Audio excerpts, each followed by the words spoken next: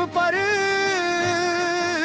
पूरा हो जाए मन के हर अरमान। भोले बाबा के कृपा बरसाई, खुश रहो सगरी परिवार।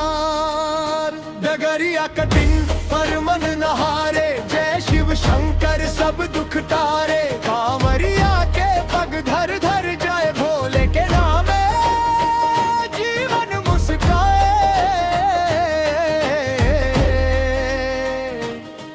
बोल बम सावन के संग,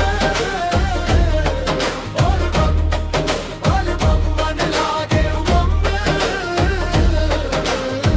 बोल बम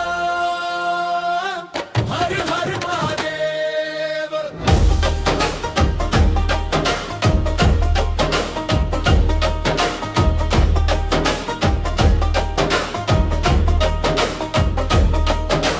भोर भइल जब जल चढ़ाई, मन के बोझा सब रख जाई। डमरू बाजे अंतस जागे, शिव के चरण में दुखिया भागे। बोल